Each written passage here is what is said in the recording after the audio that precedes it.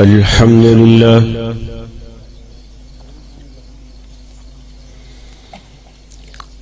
الحمد لله يحمده وهو المحمود أبدا أبدا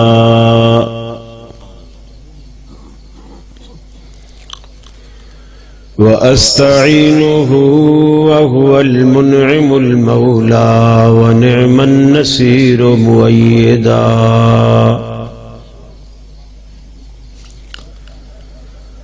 لا شريك له إلها واحدا أحدا فردا صمدا وأشهد أن سيدنا وسندنا محمدا عبده ورسوله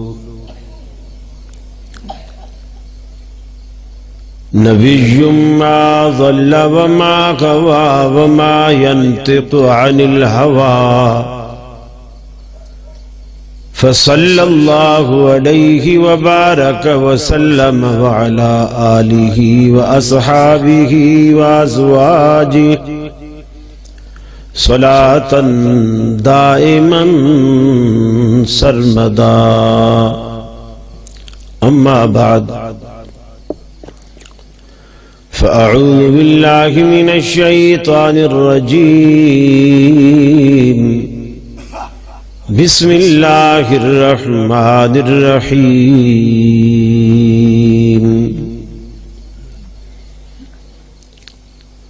وإذ أخذ الله ميثاق النبيين لما آتيتكم من كتاب وحكمة ثم جاءكم رسول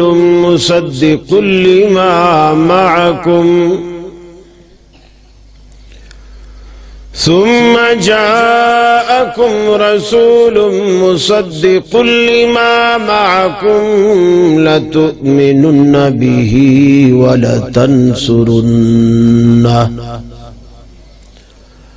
قال أقررتم وأخذتم على ذلكم إسري قالوا أقررنا قال فاشهدوا وأنا معكم من الشاهدين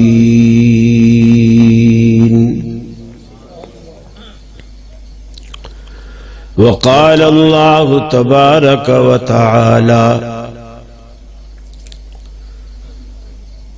والذين آمنوا وعملوا الصالحات وآمنوا بما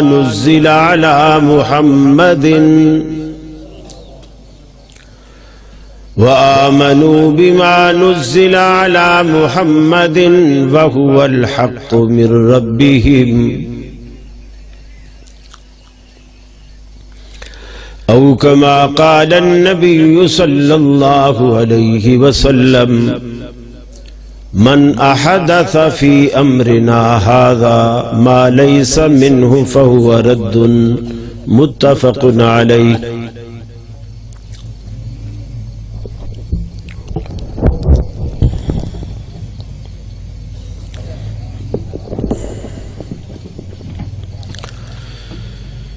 یہ مقصد ہے کہ دنیا سے جہالت دور ہو جائے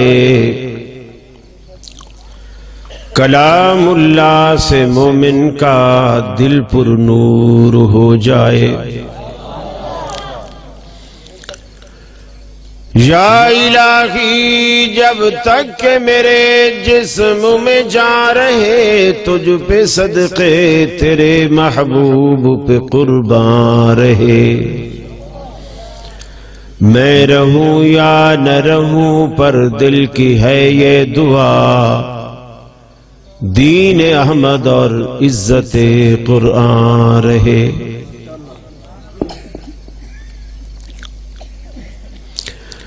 واجب الاحترام علماء کرام صدر مجلس محترم جناب حکیم خلیل الرحمن صاحب میاں چنو کے اہل توحید مسلم بھائیوں، میری مسلم ماؤں بہنوں بیٹیوں، ہم یہاں سیرت مصطفیٰ صلی اللہ علیہ وسلم کے عنوان سے جمع ہیں۔ ہمارے اپنوں نے آپ لوگوں کا مزاج ایسا خراب کر رکھا ہے کہ محل کوئی بھی ہو، وہ سبحان اللہ کہنے والا ہو یا نہ ہو، آپ کے منہ سے سبحان اللہ ہی نکلتا ہے۔ حالانکہ میں نے جو اردو میں چند اشعار پڑھے ہیں، یہ دعا ہے، اور دعا پر کیا کہنا چاہیے؟ آمین۔ آپ یہ دیکھتے بات سر میں ہو رہی ہے سبحان اللہ، بس، یعنی سمجھتے کچھ نہیں۔ اللہ کے ولی رات کے 12 بجنے والے ہیں، 11 بج چکے ہیں، تھوڑا سا بیدار ہو کے بیٹھے۔ آپ کو یہ پتا ہونا چاہیے کس بات کے جواب میں آپ کو کیا کہنا ہے۔ ویسے میں اس کا عادی نہیں ہوں کہ آپ مجھے سبحان اللہ کہہ کر داد دیں، میں صرف یہی درخواست کروں گا کہ آپ پوری گفتگو خاموشی سے سنیں تاکہ بات سمجھ میں آئے۔ مجھے اپنی واہ نہیں چاہیے، آپ کو ایک مسئلہ سمجھانا مقصود ہے۔ اگر وہ آپ کی سمجھ میں آ گیا تو انشاءاللہ روز آخرت ہماری واہ ہو جائے گی۔ بس یہی ایک آرزو ہے، یہی ایک تمنا ہے۔ اللہ رب العالمین مجھے حق کہنے کی، آپ کو حق سننے سمجھنے، اور پھر ہم سب کو اس پر عمل کی توفیق عطا فرمائے۔ نبی رحمت صلی اللہ علیہ وسلم نے فرمایا، اللہ نے جب دنیا بنانے کا ارادہ کیا، اس سے قبل اپنی مخلوقات میں اپنے برگزیدہ اور نیک بندے چننے کے لیے اللہ نے سب کے دلوں کی طرف نظر کی۔ ہم نہیں تھے، ہمارے دل بھی نہیں تھے، لیکن اللہ کے علم میں تھے۔ دنیا نہیں تھی، اللہ کے علم میں تھی۔ سورج نہیں تھا، اللہ کے علم میں تھا۔ اللہ نے دنیا کے لوگوں کے دلوں میں نظر ڈالی، اپنے لیے کچھ بندے منتخب کرنے کے لیے آپ نے فرمایا، اللہ نے سب سے پاکیزہ دل انبیاء کا دل پایا۔ نبی جتنا دنیا میں آئے، سب سے دنیا میں پاکیزہ دل انبیاء کا دل۔ پھر فرمایا، آخری تاج، نبوت اور رسالت کا آخری تاج سجانے کے لیے اپنے قریب ترین بندے کا چناؤ کیا، ان دلوں میں سے جو اللہ نے انبیاء کے منصب کے لیے چنے تھے۔ تو فرمایا ان سب میں اللہ نے سب سے پاکیزہ، سب سے مقدس اور سب سے اپنی ذات کے قریب ترین دل جس کو پایا، وہ محمد الرسول اللہ صلی اللہ علیہ وسلم کا دل۔ پھر آپ نے فرمایا، میرے ساتھیوں کے لیے، میرے ساتھ رہنے کے لیے، میرا ساتھ دینے کے لیے اللہ نے میرے ساتھیوں کا انتخاب کیا اور اپنی مخلوق میں نظر ڈالی، تو سب سے زیادہ پاکیزہ دل انبیاء کے بعد آپ نے فرمایا میرے صحابہ کو پایا اللہ نے، اور ان کو میرے ساتھ کے لیے چن لیا۔ صحابہ کرام ایسی ہستیاں ہیں جنہوں نے رسول اکرم صلی اللہ علیہ وسلم سے بلا واسطہ ڈائریکٹ دین کو سنا، سیکھا، امام الانبیاء کو اپنی آنکھوں سے دیکھا حالت ایمان میں، آپ سے ملاقات کی، اور یہ ایسے لوگ ہیں اللہ کے حبیب نے فرمایا اللہ رب العالمین نے اس شخص پر دوزخ کی آگ کو حرام کر دیا ہے، من رآنی، جس نے مجھے دیکھا حالت ایمان میں، اور آمن رآنی، اور اللہ نے اس پر بھی دوزخ کی آگ کو حرام کر دیا ہے جس نے اسے دیکھا جس نے مجھے دیکھا، یعنی میرے دیکھنے والوں کو دیکھا، یعنی صحابہ کرام کو دیکھا۔ محبت ایک ایسی چیز ہے کسی کو ہم نہ بھی دیکھیں ہو جاتی ہے۔ آپ تقریباً سارے مسلمان بیٹھے ہیں الحمدللہ، آپ کو رسول اللہ صلی اللہ علیہ وسلم سے جو محبت اور عقیدت ہے آپ نے کبھی نہیں دیکھا، میں نے نہیں دیکھا، ہم میں سے کسی نے نہیں دیکھا، حتیٰ کہ ابو بکر صدیق کو نہیں دیکھا، عمر فاروق کو نہیں دیکھا، عثمان غنی کو نہیں دیکھا، اور ان ہستیوں سے محبت اور عقیدت اتنا ہے کہ جب ہمارے ہاں اللہ اولاد دیتا ہے، مسلمانوں کے ہاں بچے پیدا ہوتے ہیں تو لوگ بڑے فخر اور عقیدت سے نام رکھتے ہیں، میرا یہ بیٹا ابو بکر ہے، یہ عمر ہے، یہ عثمان ہے، یہ علی ہے، یہ محمد ہے، وغیرہ وغیرہ۔ یہ سب اظہار محبت ہے، اظہار عقیدت ہے۔ اور اللہ رب العالمین نے نبی کریم صلی اللہ علیہ وسلم کو دنیا میں بھیجا ہی اسی مقصد کے لیے تھا کہ آپ دنیا میں جائیں، میری بات کریں، اور لوگ آپ سے میری بات سنیں اور پھر اس کو مانیں، اس کی اطاعت کریں۔ اور یہ اتنا بڑا منصب تھا، اللہ نے دنیا کے وجود میں آنے سے بھی 50,000 سال پہلے یہ بات اللہ رب العالمین نے بیان کی۔ فرمایا وَإِذْ أَخَذَ اللَّهُ مِيثَاقَ النَّبِيِّينَ لَمَا آتَيْتُكُم مِّن كِتَابٍ وَحِكْمَةٍ، اللہ رب العالمین تمہیں کہتا ہے وہ وقت یاد کرو، وہ پل یاد کرو، وہ لمحہ یاد کرو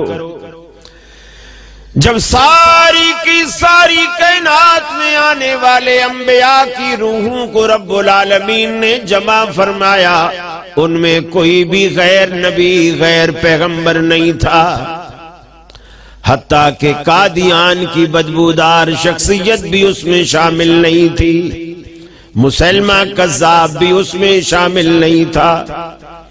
وَإِذْ أَخَذَ اللَّهُ مِيثَاقَ النَّبِيِّينَ لَمَا آتَيْتُكُم مِّن كِتَابٍ وَحِكْمَةٍ، ہم نے آدم علیہ السلام سے لے کر محمد الرسول اللہ صلی اللہ علیہ وسلم تک تمام انبیاء کی روحوں کے اجتماع میں قرارداد پیش کی۔ اللہ رب العالمین نے وہ قرارداد انبیاء کی روحوں کو پڑھ کر سنائی۔ لما آتیتکم من کتاب وحکمہ، میں تمہیں دنیا میں بھیجنے والا ہوں، تم دنیا میں جاؤ گے، میں رسالت اور نبوت کا تاج تمہارے سروں پر سجاؤں گا، تمہیں کتاب عطا کروں گا، تمہیں علم و حکمت سے نوازوں گا، تمہاری نبوت چمکتی ہوگی، تمہاری شریعت چلتی ہوگی، پھر تمہاری موجودگی میں اگر ثم جاءکم رسول مصدق لما معکم، پھر تمہاری موجودگی میں ہمارا رسول، ہمارا آخری تاجدار آمنہ کا لال اگر تمہارے ہوتے ہوئے آ جائے تم پر پھر دو ذمہ داریاں بنتی ہیں۔ وہ ایسا رسول ہوگا مصدق لما معکم، تمہاری شریعتوں کی تصدیق کرے گا، تمہاری باتوں کی تصدیق کرے گا، تمہاری نبوتوں کی تصدیق کرے گا۔ لیکن اس وقت تمہاری ذمہ داری کیا بنے گی؟ لَتُؤْمِنُنَّ بِهِ وَلَتَنْصُرُنَّهُ، تم ضرور بھی ضرور اس کے ساتھ ایمان لاؤ گے اور اس کی نصرت و تائید کرو گے۔ تم اگرچہ اللہ کے سچے پیغمبر ہو، تم پر اترنے والی کتابیں بھی اللہ رب العالمین کی طرف سے سچی کتابیں ہوں گی، تم بھی سچے ہوگے، اللہ نے تمہیں رسول بنا کر دنیا میں بھیجا ہوگا، لیکن وہ آخری تاجدار، اتنے مرتبے والا، اتنے منصب والا، اتنی عظمت والا، اتنی شان والا ہوگا، اس کے آنے کے بعد ہماری یہ غیرت گوارا نہیں کرتی کہ تمہاری شریعتیں، تمہاری نبوتیں، تمہاری رسالتیں یہ چلتی رہیں اور وہ بھی موجود ہو۔ اس کے آنے کے بعد تمہاری ساری شریعتیں منسوخ ہو جائیں گی۔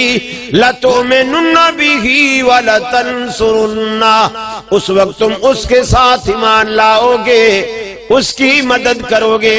یہ قرارداد اللہ نے پیش کر دی۔ قرارداد پیش کرنے کے بعد اللہ رب العالمین نے کہا، جس طرح آج کوئی اسٹیج سے قرارداد پیش کرنے کے بعد، سنانے کے بعد آپ سے کہتا ہے میاں اگر آپ کو منظور ہے تو ہاتھ کھڑا کر کے تائید کرو، اللہ رب العالمین نے انبیاء کے اجتماع سے فرمایا، قال اقررتم، کیا تم نے ہماری یہ بات مان لی؟ قالوا اقررنا، سارے انبیاء نے کہا اللہ کیوں نہیں، ہم نے اقرار کر لیا، ہم نے مان لیا۔ فرمایا قال فاشهدوا وانا معكم من الشاہدین، تم بھی گواہ ہو جاؤ، میں رب بھی تمہارے ساتھ گواہ بن جاتا ہوں کہ ہم نے دنیا کے وجود میں آنے سے پہلے محمد عربی کی نبوت کو تم سے منوا لیا۔ جب اللہ کے رسول کا مرتبہ، شان، مقام اتنا اونچا ہے کہ انبیاء کے ہوتے ہوئے، اللہ کے سچے نبیوں کے ہوتے ہوئے وہ اگر آ جائے ان کی نبوتیں منسوخ ہو جائیں گی، ان کی شریعتیں منسوخ ہو جائیں گی، ان کی کتابیں منسوخ ہو جائیں گی۔ اس نبی کی آمد کے بعد پھر امت میں کس کو رب العالمین یہ مرتبہ اور مقام دیتا ہے کہ وہ نبی کے آنے کے بعد کسی کو اپنا پیشوا بنائے، کسی کو اپنا امام بنائے، کسی کو اپنا مرشد بنائے۔ اللہ نے کائنات میں ایک ہستی ایسی بنائی ہے جسے رحمت عالم نے خود واضح فرمایا۔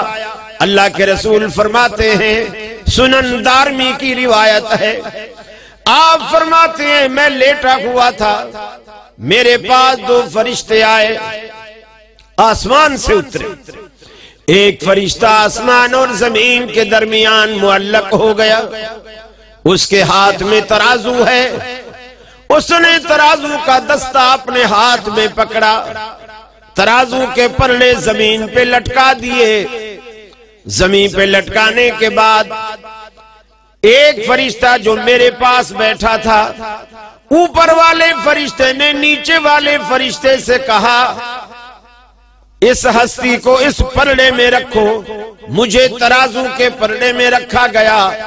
فرمایا دوسری طرف کسی دوسرے شخص کو رکھا گیا، اوپر والے فرشتے نے ترازو کو اٹھایا تو دوسرے شخص کا پلڑا فوراً اٹھ گیا، میرا پلڑا زمین سے لگا رہا، اس میں جنبش بھی نہ آئی۔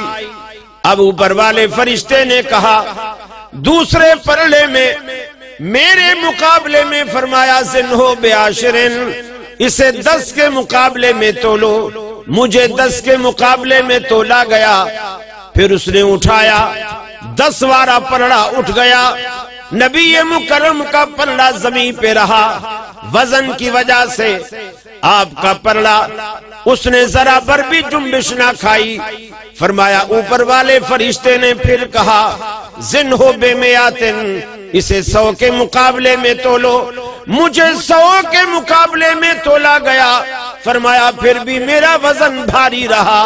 اس نے کہا زن ہو بے الفن، اسے 1000 کے مقابلے میں تولو۔ مجھے 1000 کے مقابلے میں تولا گیا، فرمایا پھر بھی میرا وزن بھاری رہا۔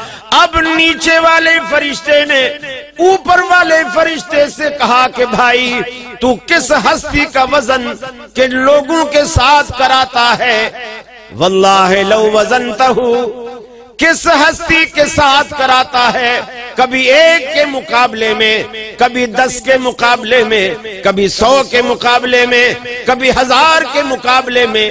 واللہ لو وزنتہ بأمتہ لرجعہا، اللہ کی قسم اگر دوسرے پلڑے میں ساری کی ساری کائنات کو بھی رکھ دے گا تو بھی آمنہ کے لال کا پلڑا بھاری رہے گا۔ یہ اہل حدیث کا عقیدہ ہے۔ آج دنیا کہتی پھرتی ہے میاں یہ وہابی لوگ ہیں، آمنہ کے لال کو نہیں مانتے، ان کی شان اپنے بڑے بھائی جتنا مانتے ہیں، اپنے ابا جتنا مانتے ہیں۔ آج کا یہ جلسہ آدھی رات کو تہجد کا وقت بھی شروع ہونے والا ہے، اس وقت میں آج کا یہ جلسہ گواہ ہے۔ ہمارا عقیدہ یہ ہے 1 پلڑے میں آمنہ کا لال ہو، دوسرے پلڑے میں ساری کائنات ہو، پھر بھی آمنہ کے لال کا پلڑا بھاری رہے گا، اس لیے کہ اللہ نے آپ کو مرتبہ، اور یہ جو وزن تھا یہ وزن آپ کی جسامت کا نہیں تھا کہ ساری کائنات مل کر بھی آپ کے وزن کو کم نہ کر سکے۔ یہ وزن یہ نہیں تھا کہ آپ کو نعوذ باللہ بہت موٹے تھے اور بہت ہیوی تھے، بھاری بھرکم نہیں۔ یہ جو وزن تھا آپ کے علم کا، آپ کے مرتبے کا، آپ کے کمالات کا، آپ کے جمالات کا، آپ کے محاسن کا، یہ اس چیز کا وزن، ان چیزوں کا وزن ہوتا ہے۔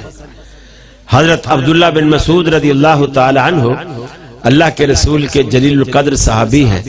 آپ نے کبھی نام سنا ان کا؟ نام سنا آپ نے؟ ماشاءاللہ، اللہ کے رسول سے بہت محبت کرنے والے، قرآن مجید کے بہترین قاری اور حافظ۔ اللہ کے رسول نے جب صحابہ کرام کو کہا کہ میرے بعد اگر قرآن سیکھو تو آپ نے 4 صحابہ کرام کا نام لیا، ان میں سے سب سے پہلے عبداللہ بن مسعود رضی اللہ تعالی عنہ کا نام لیا کہ میرے بعد اگر قرآن سیکھو تو ان لوگوں سے سیکھو۔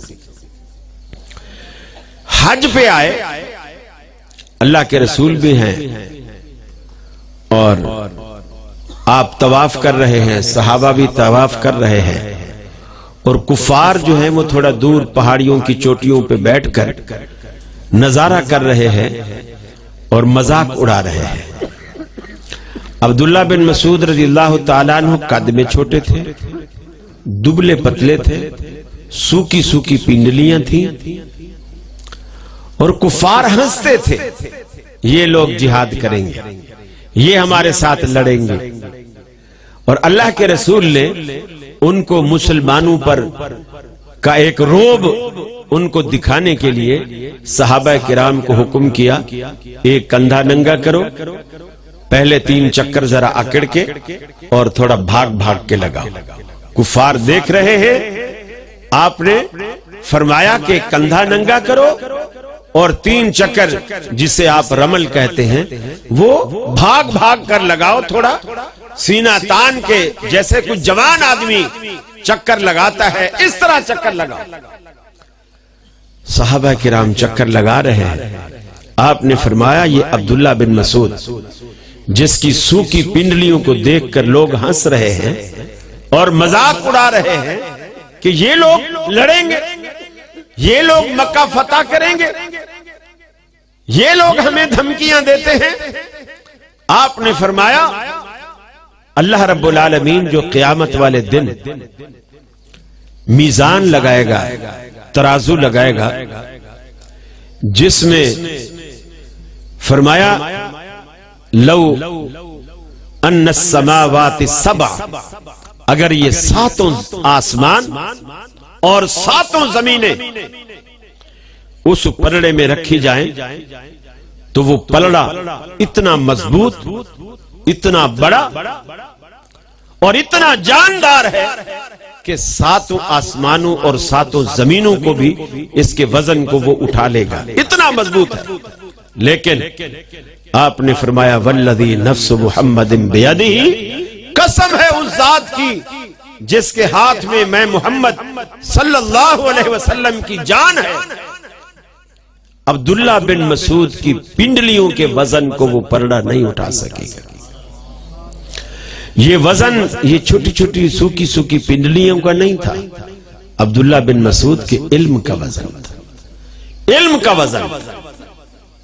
اور کبھی بھی کوئی صحابی، اب اللہ کے رسول نے اتنی بڑی تعریف کی کہ یہ اتنا علم رکھتا ہے، اس کے باوجود جمعہ میں بیٹھے ہیں عبداللہ بن مسعود، اللہ کے رسول خطبہ دے رہے ہیں اور یہ آگے مسجد میں بیٹھے، برابر میں حضرت ابی ابن کعب وہ بیٹھے ہیں رضی اللہ تعالی عنہ۔ اللہ کے رسول نے قرآن پاک کی ایک آیت مبارکہ پڑھی، آپ نے جب آیت پڑھی تو عبداللہ بن مسعود رضی اللہ تعالی عنہ برابر میں بیٹھے ہوئے ابی ابن کعب رضی اللہ تعالی عنہ سے مخاطب ہوئے جمعے کے دوران، اور کہنے لگے تمہیں پتہ ہے یہ جو اللہ کے رسول نے ابھی آیت پڑھی ہے یہ کس موقع پر نازل ہوئی تھی، کس موقع پر نازل ہوئی تھی؟ حضرت ابی ابن کعب چپ رہے، کوئی جواب نہیں دیا۔ انہوں نے پھر پوچھا، حتیٰ کہ کونی مار کے یا گھٹنا ہلا کے، کہ یہ جو آیت اللہ کے رسول نے پڑھی ہے تمہیں پتہ ہے کس موقع پر نازل ہوئی تھی، اس کا شان نزول کیا ہے؟ اور پھر خود ہی کہنے لگے مجھے تو یہ بھی پتہ ہے جس دن یہ آیت اتری تھی اس دن اللہ کے رسول نے کپڑے کس رنگ کے پہنے ہوئے تھے، مجھے تو یہ بھی پتہ ہے کہ جس دن یہ آیت اتری تھی اس دن اللہ کے رسول نے کپڑے کس رنگ کے پہنے ہوئے تھے۔ لیکن ابی ابن کعب نے کوئی جواب نہیں دیا۔ خطبہ ختم ہوا، نماز شروع ہوئی، نماز مکمل ہوئی، سلام پھر گیا، عبداللہ بن مسعود اٹھنے لگے، ابی ابن کعب نے ہاتھ پکڑ لیا، جمعے کے بعد نماز کے بعد ہاتھ پکڑ لیا اور کہا کہ لم تحزن معنا الجمعہ، ارے آج تو ہمارے ساتھ جمعے میں شریک ہی نہیں تھا، آج تو ہمارے ساتھ جمعے میں شریک ہی نہیں تھا۔ وہ کہنے لگے کمال ہے، میں تو آپ کے ساتھ بیٹھا تھا، ابھی بھی ساتھ ہی بیٹھا ہوں، اور یاد کر جب اللہ کے رسول نے آیت پڑھی تھی میں نے نہیں آپ سے پوچھا تھا کہ یہ آیت کس موقع پر نازل ہوئی، اور یہ آپ کو بتایا تھا کہ مجھے تو یہ بھی پتا ہے کہ اللہ کے رسول نے کپڑے اس دن کس رنگ کے پہنے ہوئے تھے، تو میں تو تمہارے ساتھ تھا، جمعہ پڑھا؟ بولے ہاں اسی لیے تو میں کہہ رہا ہوں کہ تو نے ہمارے ساتھ جمعہ نہیں پڑھا۔ اس نے کہا کیسے؟ انہوں نے کہا کہ جب کوئی شخص خطبے کے دوران، جب خطیب خطبہ دے رہا ہو، خطبے کے دوران آپس میں کسی ساتھی کے ساتھ بات کرتا ہے، سلام دعا کرتا ہے، خیر خیریت پوچھتا ہے، حتیٰ کہ اتنا بھی کہتا ہے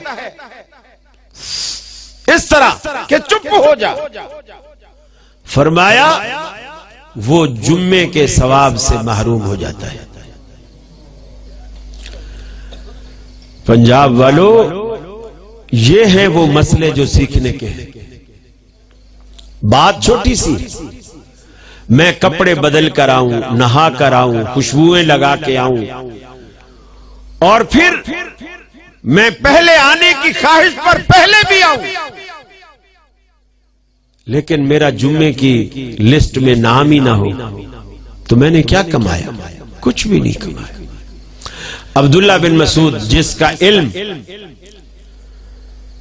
اتنا ہے کہ اللہ کے رسول نے فرمایا کہ وہ میزان دو پنڈلیوں کو نہیں اٹھا سکے گا، عبداللہ بن مسعود کو یہ حدیث معلوم نہیں ہے، اور وہ کہتے ہیں اے ابی چلو اللہ کے رسول کے پاس۔ رسول اللہ اس لیے کہ صحابہ کرام کے پاس اختلافات کے حل کا طریقہ ہی ایک تھا، چلو رسول اللہ صلی اللہ علیہ وسلم کے پاس۔ جیسے آج کل لوگ کہتے ہیں نا چلو ہمارے مولوی کے پاس، چلو ہمارے مفتی کے پاس۔ اس وقت ہمارے مولوی ہمارے مفتی نہیں چلتے تھے، کوئی ایک بندہ بھی نہیں جو یہ کہتا ہو اختلاف کے وقت آؤ چلو ابو بکر سے فیصلہ کرواتے ہیں، آؤ چلو عمر سے فیصلہ کرواتے ہیں، ایک بندہ بھی ایسا نہیں۔ اللہ کے رسول کے پاس عبداللہ بن مسعود ابی بن کعب کو لے گئے کہ اللہ کے رسول میں نے اس کے ساتھ بیٹھ کر جمعہ پڑھا اور یہ کہتا ہے تو نے آج میرے ساتھ جمعہ ہی نہیں پڑھا، تو نے آج جمعہ ہی نہیں پڑھا، وجہ کیا بتاتا ہے؟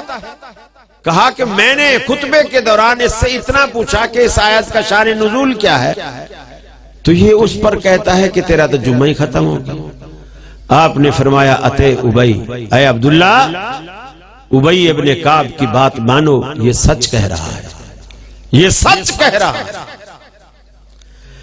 اللہ تبارک و تعالیٰ کے رسول نے جو جو بات کی اس بات کو منوا اسی طرح صحابہ کرام، ہاں نہ معلوم ہو کہ الگ بات، معلوم ہو صحابہ نے کبھی اللہ کے رسول کی مخالفت نہیں کی بلکہ ہمیشہ اطاعت کی، فرما برداری کی، اور دوسروں کو بھی اس بات کا پابند بنایا کہ وہ بھی رسول اللہ صلی اللہ علیہ وسلم کی اطاعت کریں۔ یہ جو صحابہ کرام میں جنگیں ہوئی حضرت عثمان کی شہادت کے بعد، دو گروہ ہو گئے، کچھ حضرت معاویہ رضی اللہ تعالی عنہ کی طرف ہو گئے اور کچھ لوگ حضرت علی رضی اللہ تعالی عنہ کی طرف ہو گئے۔ اختلاف کیا ہے؟ حضرت معاویہ اور حضرت عائشہ رضی اللہ تعالی عنہ یہ فرماتے ہیں کہ قصاص لیا جائے، عثمان کے قاتلوں سے قصاص لیا جائے۔ حضرت علی کہتے ہیں میں لوں گا لیکن کسی مناسب وقت کا مجھے انتظار ہے، ابھی یعنی حالات قصاص والے نہیں ہیں، لوں گا لیکن مجھے تھوڑا وقت دو۔ وہ کہتا ہے نہیں ابھی لو۔ جنگیں ہوئی، دونوں طرف سے جلیل القدر صحابہ شہید ہوئے، لوگ کچھ حضرت علی کی طرف ہو گئے، کچھ حضرت معاویہ کی طرف ہو گئے عثمان کے قصاص میں۔ عبداللہ بن عباس رضی اللہ تعالی عنہ سے کسی نے پوچھا اے عبداللہ یہ معمولی صحابی نہیں ہے، اللہ کے رسول کے چچا کے بیٹے ہیں اور جس دن پیدا ہوتے ہیں انہیں آپ صلی اللہ علیہ وسلم کے پاس لایا گیا، آپ نے اپنی گود میں لیا، اپنا لعاب مبارک کھجور کے ساتھ چبا کر میٹھا لعاب کر کے اس کے تالو پہ لگایا گھٹی کے طور پر اور دعا دی اللہم علمہ القرآن وفقہہ فی الدین، اللہ اس بچے کو قرآن کا عالم بنا اور دین کا فقیہ بنا، اور اللہ رب العالمین نے وہ فقاہت دی۔ کسی نے اسی عبداللہ بن عباس سے پوچھا اے عبداللہ تو علوی ہے یعنی حضرت علی کے ساتھ ہے، انت علی ملت علی او علی ملت عثمان، یا تو عثمانی ہے ملت عثمان پر ہے یعنی معاویہ کے ساتھ ہے۔ حضرت عبداللہ بن عباس رضی اللہ تعالی عنہ کیا جواب دیتے ہیں؟ فرماتے ہیں لست علی ملت علی ولا علی ملت عثمان بل انا علی ملت رسول اللہ صلی اللہ علیہ وسلم. میں نہ حضرت علی کی ملت پر ہوں نہ حضرت عثمان کی ملت پر ہوں، میں اگر ہوں تو صرف آمنہ کے لال کی ملت پر ہوں. بل انا علی ملت رسول اللہ صلی اللہ علیہ وسلم. آج ہماری یہی دعوت کہ نبی کی اطاعت ایسے کرو جیسے صحابہ کرام دیکھیں. حضرت عمر فاروق بیٹھے ہیں، ایک مقدمہ آپ کی عدالت میں آیا، ایک مقدمہ آیا. مقدمہ کیا ہے؟ دو شخص آپس میں لڑے ہیں. ایک شخص نے کسی تیز دھار آلے سے اس کی کچھ انگلیاں کاٹی، اور جس کی انگلیاں کٹی ہیں وہ مقدمہ لے کر حضرت عمر کی عدالت میں آئے. حضرت عمر نے فیصلہ کیا اور فیصلے میں مقرر کیا کہ یہ جو چھوٹی انگلی ہے اس کے 5 اونٹ، اس کے برابر والی کے 7 اونٹ، اس کے برابر والی کے 10 اونٹ، اس طرح انگوٹھا بڑا ہوتا ہے موٹا ہوتا ہے اس کے 15 اونٹ. ہر انگلی کا الگ الگ نصاب مقرر کیا. حضرت عبد الرحمن بن عوف رضی اللہ تعالی عنہ مجلس میں موجود ہے اور وہ کہتے ہیں امیر المومنین آپ کا یہ فیصلہ فرمان نبوی صلی اللہ علیہ وسلم کے خلاف ہے، اس لیے کہ اللہ کے رسول نے فرمایا ان الاصابع فی الدیۃ سواء، کہ جتنی بھی ہاتھ کی انگلیاں ہیں دیت کے مسئلے میں برابر ہیں، چھوٹی بڑی انگلی کا فرق نہیں ہے. جو دیت اس کی ہے وہی دیت انگوٹھے کی ہے، وہی شہادت والی انگلی کی ہے، وہی درمیانی انگلی کی ہے، وہی برابر والی انگلی کی ہے، ان میں کوئی فرق نہیں. حضرت عمر فاروق رضی اللہ تعالی عنہ کہتے ہیں اترکو قول عمر، ارے لوگو عمر کے قول کو ترک کر دو، رد کر دو. وَنَفِّذُوا قَوْلَ رَسُولِ اللَّهِ صلی اللہ علیہ وسلم، اور اللہ کے حبیب کے فرمان کو نافذ کر دو. میرے قول کو رد کر دو، اللہ کے نبی کے فرمان کو نافذ کر دو. حضرت عمر مسجد نبوی میں ہیں، منبر پر بیٹھے ہیں، درس دے رہے ہیں. درس دیا اور درس میں کہا میں نے یہ سنا ہے کہ آج کل عورتیں اپنے لیے بہت زیادہ حق مہر باندھ رہی ہیں، بہت زیادہ حق مہر مانگ رہی ہیں. اور خبردار انہوں نے ایک فیگر مقرر کیا جو کہ بہرحال 32.25 روپے نہیں تھا. ہمارے ہاں جو چلتا ہے جی شرعی مہر، پوچھو مولوی صاحب سے جی شرعی مہر کیا جی 32.25 روپے. یہ کس نے کہا، کس نے مقرر کیا؟ اللہ کا قرآن کہتا ہے علی الموسع قدرہ وعلی المقتر قدرہ، غریبوں پر ان کی حیثیت کے مطابق، امیروں پر ان کی حیثیت کے مطابق. اور یہ جو مہر ہوتا ہے نا، ماشاءاللہ آپ بھی بچے بیاہ ہوگے، اللہ تعالیٰ آپ لوگوں کے نصیب اچھے کرے، آپ بچیاں بیاہ ہوگے اللہ ان کے نصیب اچھے کرے. یہ مہر دینا فرض ہوتا ہے. کئی جگہ ہم نکاح پڑھاتے ہیں، لوگ کہتے ہیں جی لکھو 5 لاکھ روپے حق مہر. میں کہتا ہوں یہ دینا پڑے گا. جی کون دیتا ہے، کاغذ کا پیٹ بھرو، معاف کرا لے گا بچہ ہمارا، معاف کرا لے گا. معاف کرانے میں اور معاف کرنے میں بڑا فرق ہوتا ہے. آپ لکھو ہی اتنا جو ادا کر سکو. اور میں اکثر نکاح پڑھاتے وقت ان کو مشورہ دیتا ہوں لڑکے والوں کو کہ جو آپ نے زیور چڑھایا، بچی کو، دلہن کو، بہو کو جو زیور چڑھایا ہے، اس زیور میں سے کوئی چیز، چاہے وہ گلے کا لاکٹ ہو یا کوئی چوڑی ہو، سونے کی کوئی انگوٹھی ہو، یا ماتھے کی بندیاں ہو، یا کان کے بالیاں یا کانٹے ہوں، یہ ان میں سے کوئی چیز آپ 1 تولہ 1.5 تولہ 2 تولہ وہ مہر میں دیتے، اس لیے کہ زیور اس وقت بندہ چڑھا رہا ہوتا اور مہر ادا ہو جاتا ہے، اور دوسرا کیش آپ کا بچ جاتا ہے، یہ بھی ایک فائدہ ہے، اضافی بوجھ آپ پر نہیں بنتا، اور پہلے ہی دن ادا ہو جاتا ہے۔ مہر دینے کے لیے ہوتا ہے، معاف کرانے کے لیے نہیں ہوتا ہے، دینے کے لیے۔ حضرت عمر نے کہا لوگ زیادہ مہر مقرر کر رہے ہیں، اگر آج کے بعد کسی نے اس رقم سے زیادہ مہر مقرر کیا تو اتنی رقم تو میں مہر میں دے دوں گا، اس سے زیادہ جتنا ہوگا بیت المال میں ضبط کر۔ تقریر ختم ہو گئی، خلیفہ ہے، حکم جاری ہو گیا، لوگ مسجد سے اٹھ کر جانے لگے۔ ایک بڑھیا آئی، اب اس سے یہ بات بھی سنیے، اس زمانے میں عورتیں بھی مسجد میں آیا کرتی تھی اور علماء کے درس سنا کرتی تھی۔ آج لوگ کہتے ہیں زمانہ خراب، زمانہ خراب۔ میں نے ٹی وی میں بھی یہی بات کی کہ زمانہ صرف مسجد کے لیے خراب ہے۔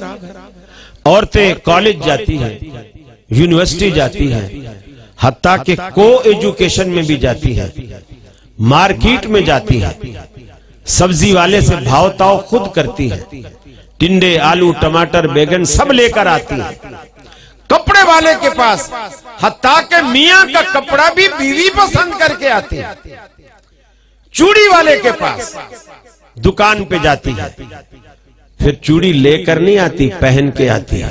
پھر چوڑی والا چوڑیاں کیسے پہناتا ہے یہ مجھ سے آپ زیادہ جانتے ہیں۔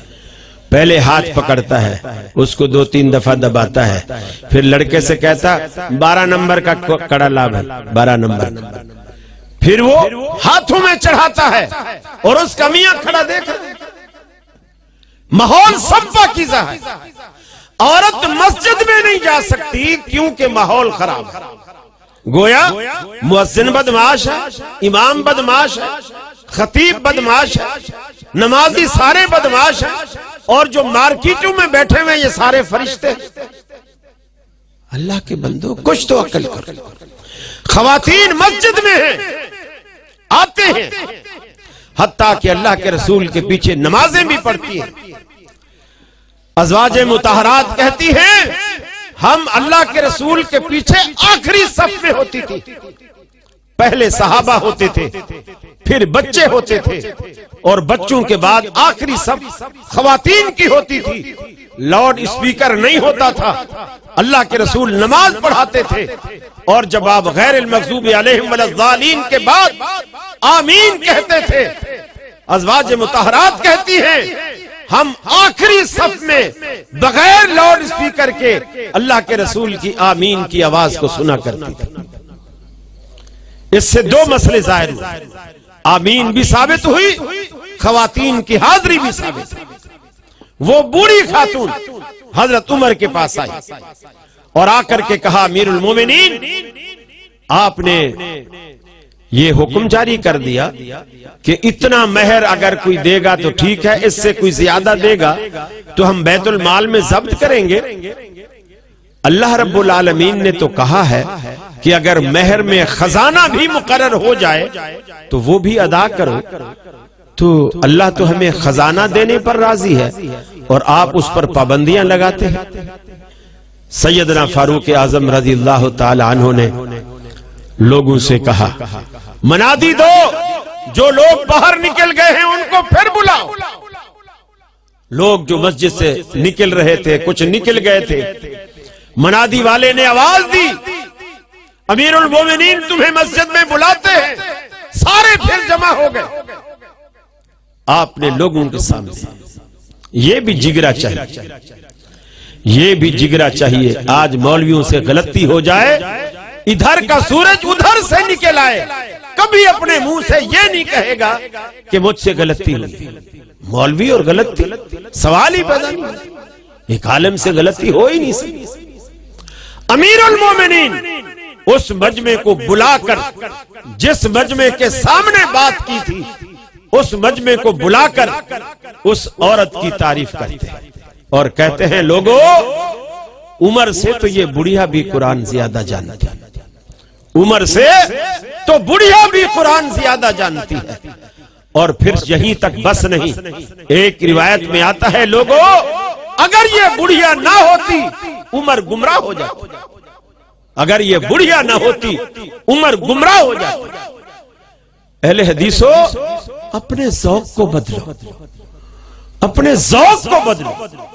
آپ دنیا میں انقلاب برپا کرنے کے لیے پیدا کیے گئے، قصے کہانیاں یہ وہ، یہ باتیں ان لوگوں کے لیے چھوڑ دو۔ بات ایسی سنو، بات ایسی کرو جس کا کوئی مقصد ہو۔ تقریر سننے کے بعد آپ کو لگے کہ آپ کو کچھ ملا ہے، آپ کی ذہن سازی ہوئی ہے، آپ نے کچھ حاصل کیا ہے۔ سندھ میں ایک جلسہ تھا، ہم وہاں گئے، ہمارے ساتھ کراچی کے بہت سارے لوگ، ہم ایک کوسٹر جو ہوتی ہے یہ بھر کر گئے۔ وہ گجراتی تھے، نڈیاد انڈیا کا ایک علاقہ ہے، وہ گجراتی بولی بولتے ہیں، آخر میں 6 کا استعمال ہوتا ہے، کیم چھو مجمع 6، طبیعت ساری 6، اس طرح یعنی اچھے ہو کیسے ہو مزے میں ہو وغیرہ وغیرہ، 6 کا استعمال کر۔ وہاں سندھ میں جلسہ تھا، ایک مولانا صاحب وہ خاص خیلی تھے، نام مجھے بھول گیا، آخر میں ان کے نام کے ساتھ خاص خیلی لگتا تھا، جس جہاں کا عطا اللہ عیسیٰ خیل بھی ہے، یہ تقریباً اسی علاقے کے تھے۔ وہ مولوی صاحب آواز بڑی زبردست، تقریر انہوں نے سندھی میں کی، اور مجھے پتا تھا کہ یہ گجراتی جتنے بیٹھے ہوئے ہیں کسی کو بھی یہ سمجھ نہیں آتی، چونکہ اردو تو چلو ہر کوئی سمجھ لیتا ہے، لیکن سندھی وہ بالکل ایک لفظ بھی نہیں سمجھے۔ جب ہم بس میں بیٹھے واپس جانے کے لیے جلسے کے بعد، میں نے ان ساتھیوں سے پوچھا، میں نے کہا یار اس جلسے میں آپ کو سب سے اچھی تقریر کون سی لگی؟ وہ کہنے لگے وہ جو خاص خیلی مولوی نہیں تھا اس کی تقریر میں بڑا مزہ آیا۔ میں نے کیا کہا اس نے؟ کوئی بات مجھے پتا تھا، انہوں نے سمجھا کچھ نہیں۔ میں نے کیا انہوں نے کیا کہا؟ بولے یار سمجھ تو کچھ نہیں آیا لیکن مزہ بڑا ہے۔ تو یہ جو جلسے مزے کے لیے ہوتے ہیں نا، یہ ذوق تبدیل کر۔ جلسے پہ لاکھوں روپیہ خرچ ہوتا ہے، میں کراچی سے آیا ہوں، ہوائی جہاز سے آیا ہوں، لاکھوں روپے خرچ ہوتے ہیں، اس خرچ کا ثمرہ ملنا چاہیے تاکہ جلسہ کرنے والوں کو بھی ثواب ہو، اس کا مقصد حاصل ہو۔ دیکھو میں نے آپ کو سبحان اللہ کہنے کو نہیں کہا، تقریر تو آ رہی ہے نا، یہ تو نہیں کہ آپ سبحان اللہ کہنا بند ہو گئے تو میری تقریر بھی بند ہوگی، نہیں، ایک بات ہے، ایک مقصد ہے، اس مقصد کے لیے مجھے آپ کے سبحان اللہ کی ضرورت نہیں ہے، بس آپ توجہ کریں اور بات کو سنیں، جو اصل مقصد ہے۔ سیدنا فاروق اعظم نے سب کے سامنے اپنی اس غلطی کو تسلیم کی، اور جس بڑھیا نے غلطی کی اصلاح کی اس کی تعریف کی، اگر یہ بڑھیا نہ ہوتی تو عمر گمراہ ہو جاتے۔ یہ ذوق پیدا کیجیے، یہ ظرف پیدا کیجیے۔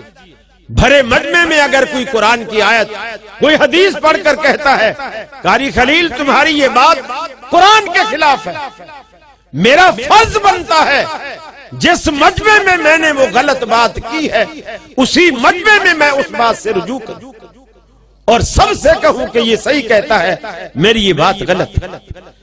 اور صحیح بات یہ ہے، صحابہ کرام کے اندر یہی خوبی تھی۔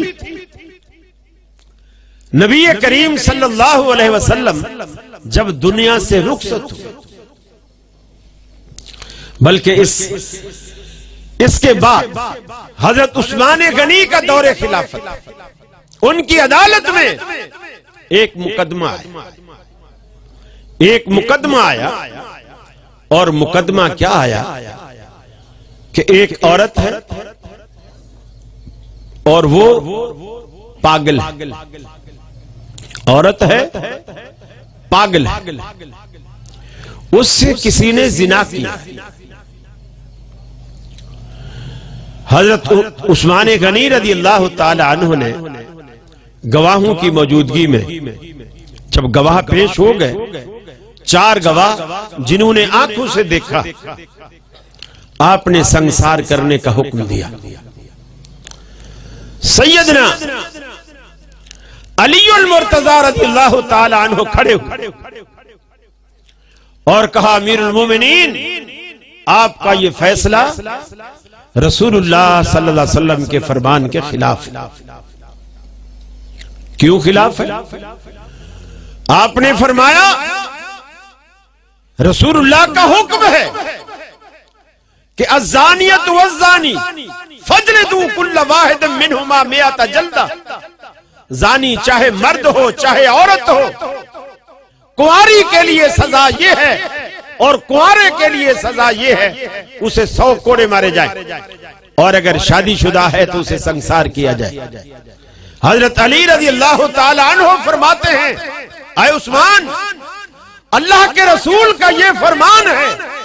آپ نے فرمایا تھا کہ 4 شخص مرفوع القلم، وہ کچھ بھی کریں اللہ ان سے قیامت کے دن نہ حساب لے گا، نہ سوال کرے گا، نہ پوچھے گا۔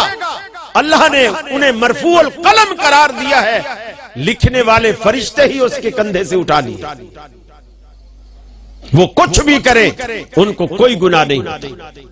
ان میں سے ایک فرمایا الغلام حتی یحتلم، بچہ جو ابھی بالغ نہ ہوا ہو، بلوغت سے پہلے، 8 سال کا، 6 سال کا، 7 سال کا، کسی کو گالی دے دیتا ہے، کسی کو پتھر مار دیتا ہے، اللہ اس کو گناہ میں شمار نہیں کرتا جب تک بالغ نہ۔ دوسرا النائم حتی یستیقظ، فرمایا سونے والا نیند میں، خواب میں کسی کو قتل کر دے، کسی کی چوری کر دے، کسی کا کچھ کر لے، حالت نیند میں، جب تک وہ کام بیداری میں نہ کرے، اللہ تعالیٰ خواب کے کسی بھی عمل پر مواخذہ نہیں کرتا۔ لوگوں نے تو خوابوں پہ عقیدے بنائے، خوابوں پہ عقیدے بنائے ہوئے، فلاں بزرگ نے خواب دیکھا، اس کو خواب میں یہ آیا، جو اس کی 100 فوٹو کاپیاں کرا کے بانٹے گا۔ آج کل فوٹو کاپیوں کا رواج ختم ہے، میسج ہے، جو اس کو 100 بندوں کو میسج کرے گا مالدار ہو جائے گا، اس کی 1 بھینس 10 بھینسیں ہو جائیں گی، اور جو نہیں کرے گا اس کی ساری بھینسیں مر جائیں گی، وغیرہ وغیرہ۔ خواب آیا ہے، ایک بزرگ نے خواب میں بتایا۔ میرے بھائی، خواب میں کبھی نقصان بھی ہوتا ہے، خواب میں کبھی نقصان بھی ہوتا ہے۔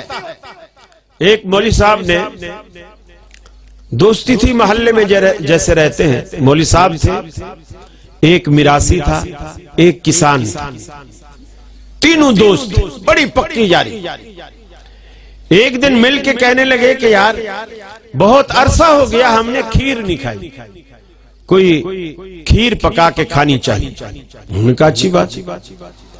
میراثی نے کہا لکڑیاں میں لے آؤں گا، کسان نے کہا چلو دودھ اور چینی میں لے آؤں گا، مولوی صاحب نے کہا چلو چاول میں لے آؤں گا، مل کے پکا لیں گے۔ انہوں نے پکایا، دیگچہ بن گیا، کھیر بنائی بڑی مزیدار۔ کوئی بندہ آیا مولوی صاحب کے کان میں، آ کر کے کہا کہ مولوی صاحب فلاں چودھری کے ہاں ختم شریف ہے اور انہوں نے آپ کو بلایا ہے۔ تو اب یہ کہتا ہے اگر نہیں جاؤں گا تو چودھری بھی ناراض ہوگا اور آئندہ مجھے کوئی بلائے گا ہی نہیں، اور اگر جاتا ہوں تو کھیر پہ بڑی محنت ہوئی ہے، یہ سارے یہ کھا جائیں گے۔ تو ان کو کہتا ہے، دیکھو مولوی کیسے ہوشیار ہوتا ہے، ان کو کہتا ہے بھائی ایسا کرتے ہیں، کھیر کھانے کا مزہ تو ٹھنڈی کھیر کا آتا ہے، گرم کھیر کا تو کوئی مزہ ہی نہیں۔ سردی کی راتیں تھی، اس کو ہم رات کو پکا کے باہر رکھ دیتے ہیں، اوپر کپڑا باندھ دیتے ہیں، ساری رات ٹھنڈی یخ ہو جائے گی، صبح اٹھ کر ایک دوسرے کو ہم اپنا خواب سنائیں گے، اور جس کا خواب اچھا ہوگا ساری کھیر وہی کھائے گا۔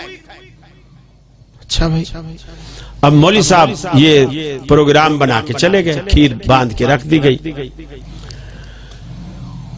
وہ تو کھا کے آئے تھے مولوی صاحب ختم شریف سے، تو وہ تو چارپائی پہ لیٹے اور ان کی آنکھ لگ گئی۔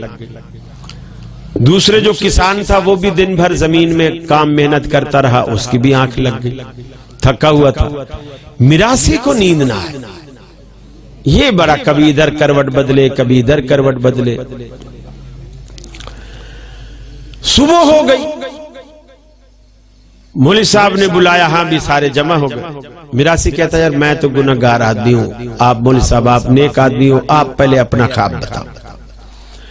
مولوی صاحب نے کہا جب میں سویا نا، دو فرشتے آئے ایسے نورانی چہرے ان کے، ایک نے مجھے ادھر بائیں سے ایک نے دائیں سے بغل سے پکڑا، مجھے اڑا کر پہلے مکے مدینے لے گئے اور اس کے بعد پھر جنت میں لے گئے اور حوض کوثر کے پاس مجھے بٹھا دیا۔ سبحان اللہ، کیا خوبصورت خواب ہے۔ کسان کو پوچھا تو بتا، اس نے کہا مجھے وہی دو فرشتے جو آپ کو جنت میں چھوڑ کے آئے تھے نا، پھر میرے پاس اور میرے پاس آئے، آ کر کے مجھے اٹھایا، جنت میں تو نہیں لے گئے، البتہ مکے میں بیت اللہ کا طواف کروایا، پھر مدینے میں روضہ رسول کے پاس جا کے چھوڑا۔ اب میراثی سے پوچھا تو بتا، وہ رونے لگ، کہتا ہے جی میں کیا بتا، میں تو گنہگار آدمی ہوں، دو فرشتے اتنے بڑے بڑے دانت، کالے سیاہ چہرے، ہاتھوں میں چھرے، وہ لے کر میرے پاس اور مجھے کہتے ہیں اٹھ کھیر کھا ورنہ تیرا پیٹ پھاڑ دیں۔ پھر بولے میں نے کہا بھائی یہ تین ساتھیوں کا مشترکہ پکا ہوا کھیر ہے، یہ ہم سب مل کے کھائیں گے۔ وہ بار بار مجھے دانت دکھائیں، چھرے دکھائیں کہ کھا ورنہ ہم تجھے پیٹ پھاڑ دیں گے۔ میں اٹھا، چاہتا نہیں تھا، میں نے وہ کپڑا کھولا، کھیر کھائی، تو وہ کہنے لگے کمبخت تو ہمیں اٹھا دیتا۔ اس نے کہا میں نے اٹھایا تھا، لیکن جب چار پائیوں پہ دیکھا دونوں کی چار پائیاں خالی تھی، ایک مدینے میں بیٹھا تھا ایک جنت میں بیٹھا تھا، ادھر تو کوئی تھا ہی نہیں۔ تو کبھی خواب جو ہے وہ نقصان بھی دیتا ہے، عقیدے کی بنیاد، عمل کی بنیاد کبھی بھی خوابوں پر نہیں رکھی جا سکتی۔ اس کی بنیاد کتاب و سنت کی صداقتیں، کتاب و سنت کے حقائق اس کی بنیاد ہوتے ہیں۔ تو میں عرض کر رہا تھا، سونے والا آدمی نیند میں کچھ بھی کر لے، اللہ اس کا مواخذہ نہیں کرتا جب تک کہ وہ کام بیداری میں نہ کرے۔ تیسرا فرمایا والمجنون، پاگل آدمی جو دیوانہ ہے، عقل ٹھکانے نہیں ہے، جسے آپ اکثر کہتے ہیں کہ جی اس کا دماغ کا ایک اسکرو ڈھیلا ہے، وہ شخص چاہے وہ مرد ہو چاہے وہ عورت ہو، اللہ تعالیٰ نے اسے مرفوع القلم قرار دے دیا، اور امیر المومنین یہ عورت پاگل ہے، آپ نے اس پر حد جاری کرنے کا حکم کیسے دیا؟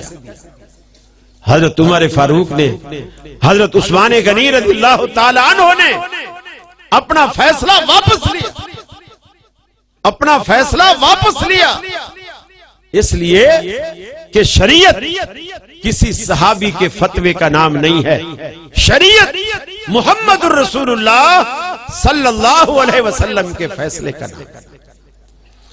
آج جب دنیا میں کوئی مفتی فتویٰ دیتا ہے، کوئی عالم فتویٰ دیتا ہے، اگر اس کے فتوے کی بنیاد قرآن اور سنت پر نہیں ہے، اس کی کوئی حیثیت۔ آپ نے سنا ہوگا، وہ ٹی وی پروگرام دیکھا ہوگا ایصال ثواب سے متعلق، تو میں نے جب یہ کہا کہ صحابہ کرام کے زمانے میں قرآن بھی تھا اور لوگ پڑھنا بھی جانتے تھے، اس زمانے میں اموات بھی ہوتی تھی، لوگ فوت بھی ہوتے تھے، تو کیوں کسی نے کسی صحابی نے قرآن پڑھ کر اپنی نانی کو اپنی اماں کو کیوں نہیں بخشا؟ ان کو کیوں نہیں بخشا؟ تو ڈاکٹر عامر لیاقت صاحب کہنے لگے کہ وہ تو صحابہ تھے، ان کو بھلا بخشوانے کی کیا ضرورت تھی، وہ تو بخشائے تھے۔ تو میں نے کہا پیر عبد القادر جیلانی آپ کی نظر میں گناہگار ہے؟ کہنے لگے نہیں۔ تو میں نے کہا پھر ہر مہینے جو 11ویں ان کے نام کی بخشواتے ہو، یہ وہ تو خود نیک آدمی تھے، انہیں پھر 11ویں کی کیا ضرورت کیوں کرتے ہو؟ کہنے لگے بریانی کھانے کے لیے۔ میں نے کہا بس میرا مقصد پورا ہو گیا، میرا میسج دنیا تک پہنچ گیا۔ جس کا مقصد، اور یقین مانیے یہ جتنا بھی کھانا پینا ہے، قرآن خوانی، فاتحہ خوانی، کل خوانی، باقر خوانی، یہ جتنی چیزیں ہیں ان کو اگر آپ نکال دو اور پھر آپ ان کو کہو کہ جی ہم دعوت نہیں کریں گے، کھانا نہیں دیں گے، آؤ ہماری نانی کو بخشواؤ، 10 پارے تم پڑھو، 10 تم پڑھو، 10 تم پڑھو، اسی طرح ختم کرو، لیکن کھانا گھر جا کے کھانا۔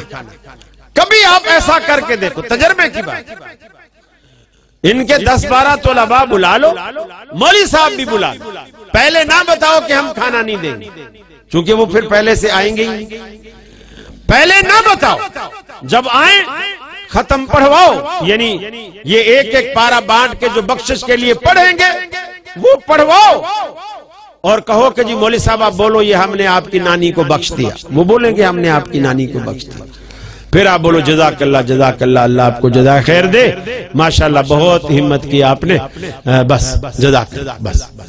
تو اب وہ بھیا کھانا کیوں نہ، کچھ بھی نہیں، کچھ نہیں، جزاک اللہ۔ آپ ہفتہ 1.5 ہفتے کے بعد دوبارہ اسی مدرسے چلے اور اسی مدرسے جائیں اور کہیں گے جی پہلے نانی مری تھی اب دادی مر گئی، مہربانی کر کے 15 طالب علم بھی بھیج دیں اور ایک استاد بھی ان کا بڑا بھیج دیں ساتھ۔ میں یقین سے کہتا ہوں اگر وہ آ جائے نا، آپ مجھے مولوی نہیں سمجھ، کبھی نہیں آئیں گے، پہچان جائیں گے یہ تو وہی ہے روٹی گھر میں کھانی پڑتی ہے، یہ تو وہی ہے روٹی گھر میں کھانی پڑتی ہے۔ میرے بھائیوں، اللہ کے رسول صلی اللہ علیہ وسلم کی جو اطاعت اور جو اتباع صحابہ کرام میں ایسی کوٹ کوٹ کر بھری ہوئی تھی کہ اللہ کے رسول نے اس مسئلے کو خود کھولا۔ آپ نے فرمایا والذی نفس محمد بیدہ لو بدا لکم موسیٰ فاتبعتموہ، قسم ہے اس ذات کی جس کے قبضے میں محمد صلی اللہ علیہ وسلم کی جان ہے، لو بدا لکم موسیٰ، اگر موسیٰ علیہ السلام تم میں دوبارہ آ جائیں، فاتبعتموہ، اور تم ان کی پیروی کرنے لگ جاؤ، حالانکہ موسیٰ علیہ السلام اللہ کے سچے پیغمبر ہیں۔ لو بدا لکم موسیٰ، اگر موسیٰ علیہ السلام دوبارہ آ جائیں، فاتبعتموہ، تم ان کی پیروی کرنے لگ جاؤ، وترکتمونی، اور مجھے چھوڑ دو، لَزَلَلْتُمْ عَنْ سَوَاءِ السَّبِيلِ، فرمایا تم سیدھے راستے سے بھٹک جاؤ گے۔ محمد عربی کے آنے کے بعد اللہ کے سچے پیغمبر موسیٰ علیہ السلام کی پیروی جب گمراہی کا باعث بن سکتی ہے تو آپ کے آنے کے بعد کسی امتی کی پیروی ہدایت کا سبب کیسے بنے گی؟ اتنی بات ہے، اس کو سوچئے، اللہ کے رسول کا دامن تھامیے، آپ کے در پہ آئیے، آپ سے دین کو سیکھیے۔ اللہ رب العالمین قرآن پاک میں صحابہ کا ذکر کرتے ہوئے سورہ محمد کے بالکل ابتدا میں فرمایا والذین آمنوا وعملوا الصالحات، یہ ایسے اللہ کے نیک بندے برگزیدہ بندے ہیں ایسے عمل صالح کرنے والے ہیں وَآمَنُوا بِمَا نُزِّلَ عَلَى مُحَمَّدٍ وَهُوَ الْحَقُّ مِن رَبِّهِمْ، اور یہ اس بات پر ایمان لاتے ہیں جو اللہ نے محمد عربی صلی اللہ علیہ وسلم پر نازل کیا، وَهُوَ الْحَقُّ مِن رَبِّهِمْ، اور وہ ان کے رب کی طرف سے وہی سچ اور وہی حق ہے۔ اب آپ بتائیے محمد عربی صلی اللہ علیہ وسلم پر کیا نازل ہوا؟ کیا نازل ہوا؟ کوئی فقہ مالکی، شافعی، حنبلی، جعفری، کوئی فقہ نازل ہوئی؟ اللہ کہتا ہے یہ میرے جو رسول کے برگزیدہ صحابی ہیں یہ اس بات کو مانتے ہیں جو محمد عربی پر ہم نے نازل کیا، اور وہ ان کے رب کی طرف سے سچ ہے، وہی ہے۔ اللہ کے حبیب نے فرمایا لو کان موسیٰ حیًّا، سیدنا فاروق اعظم رضی اللہ تعالی عنہ تورات کا ایک صفحہ لے کر اللہ کے رسول کے پاس آئے، اس کو پڑھنے لگے۔ اللہ کے حبیب کا غصے میں ایک رنگ آتا ہے ایک جاتا ہے۔ صدیق اکبر نے کہا عمر، اللہ کے رسول کے چہرہ انور کو دیکھو کتنا غضبناک ہو رہا ہے، اور تم صفحے کو دیکھ کر پڑھے چلے جا رہے ہو، اللہ کے رسول کے چہرے کو دیکھو۔ سیدنا فاروق اعظم نے نظر اٹھائی، سمجھ گئے کہ اللہ کے رسول کو میرا تورات پڑھنا اچھا نہیں لگا۔ اس ورق کو ایک طرف رکھا، فرمایا رضیت باللہ ربا وبالاسلام دینا وبمحمد نبیا۔ اللہ کے رسول، میں اللہ کے رب ہونے پر، آپ کے رسول ہونے پر، اسلام کے دین ہونے پر راضی ہوں۔ اب آپ نے فرمایا لو کان موسیٰ حیًّا ما وسعہ الا اتباعی۔ اے عمر، تو تورات کا ورق لے کر میرے پاس آیا ہے، جس پر اللہ نے یہ تورات اتاری ہے، جس پر اللہ نے یہ تورات اتاری ہے، وہ موسیٰ علیہ السلام اگر زندہ ہوتے، لو کان موسیٰ حیًّا، وہ زندہ ہوتے، ما وسعہ الا اتباعی، اور وہ جنت میں جانا چاہتے، انہیں بھی میری سنت کی پیروی کے سوا کوئی در نظر نہ آتا۔ اللہ کا پیغمبر بھی میرے آنے کے بعد اگر جنت میں جانے کی خواہش کرتا ہے، اسے بھی میری سنت کے دروازے سے گزرنا پڑے گا۔ امام مالک فرماتے ہیں السنت کا سفینۃ نوح من رکب فقد نجا۔ سنت کی مثال نوح علیہ السلام کی کشتی کے جیسی ہے، جو سوار ہو گیا وہ پار ہو گیا، وَمَن لَّمْ يَرْكَبْ فَقَدْ غَرَقَ، جو سوار ہونے سے رہ گیا وہ غرق ہو گیا، چاہے وہ نبی کا اپنا بیٹا لخت جگر ہی کیوں نہ تھا۔ سنت کی کشتی پر سوار ہوئیے۔ آخر میں آخری حدیث سنا کر بات کو ختم کروں گا۔ اللہ کے رسول صلی اللہ علیہ وسلم نے فرمایا، آپ نے فرمایا اللہ نے میرے 5 نام اللہ نے رکھے ہیں، انا محمد وانا احمد۔ اللہ نے میرا نام محمد رکھا، تعریف کیا ہوا، وانا احمد، اللہ نے میرا نام احمد رکھا، جو اللہ کی حمد و ثنا بیان کرتے کرتے تھکتا ہی نہیں، وانا الماحی، اللہ نے تیسرا میرا نام ماہی رکھا، مٹانے والا، الذی یمحو اللہ بی الکفر، وہ ماہی، وہ ریموور جس کے ذریعے رب العالمین کفر اور شرک کو مٹاتا ہے۔ انا الحاشر، اللہ نے میرا نام حاشر رکھا، الذی یحشر الناس علی قدمی یوم القیامہ، اللہ نے میرا نام حاشر رکھا، جمع کرنے والا، سمیٹنے والا، اکٹھا کرنے والا۔ قیامت کے دن اللہ مجھے سب سے آگے رکھے گا اور ساری کی ساری کائنات میرے پیچھے پیچھے میدان معاشر میں آئے گی۔ میاں چنو والو، پنجاب والو، قیامت والے دن بھی تو آپ کے پیچھے آؤ گے۔ آج سے کیوں نہیں آتے؟ آج سے عادت ڈالیے آپ کے پیچھے آنے کی، آج سے عادت بنا لیجئے۔ اب وہ ہمارے اتنے خیر خواہ ہیں، اللہ کے حبیب نے فرمایا قیامت کا دن ہوگا، قیامت کا دن ہوگا، اللہ کے رسول صلی اللہ علیہ وسلم بھی کھڑے ہوں گے، سارے انبیاء بھی کھڑے ہوں گے۔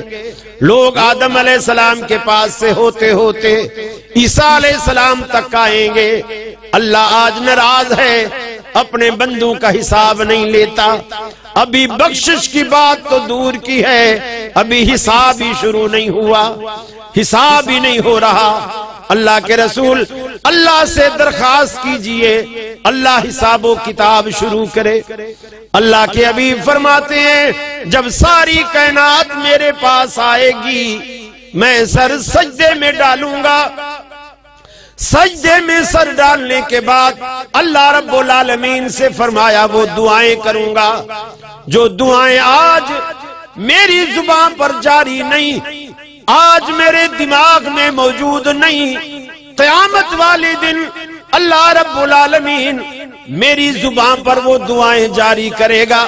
میں وہ دعائیں رب العالمین سے مانگوں گا، مانگتا رہوں گا، مانگتا رہوں گا سر سجدے میں ڈال کے، حتیٰ کہ اللہ کی رحمت کے سمندر میں ایک تلاطم برپا ہوگا، اللہ کی رحمت کے سمندر میں جوش آئے گا۔ اللہ کہے گا ارفع راسک یا محمد، اے حبیب اپنے سر کو اٹھائیے، اپنے سر کو اٹھائیے، سل توتا دامن پھیلائیے، جھولیاں بھر دی جائیں گی، ہاتھ اٹھائیے نوازا جائے گا۔ آج اس پوری کی پوری کائنات میں آپ سے بہتر مانگنے والا کوئی نہیں اور مجھ سے بہتر دینے والا کوئی نہیں۔ آپ مانگیے نوازا جائے گا۔ آج ہم یہی دعوت دنیا کو دیتے ہیں، ساڈا پیر محمد جڑا آمنہ دلال وے، تیرا بھی کوئی ہے تے ایسا مینوں بھی وکھال وے۔ السلام علیکم ورحمۃ اللہ وبرکاتہ۔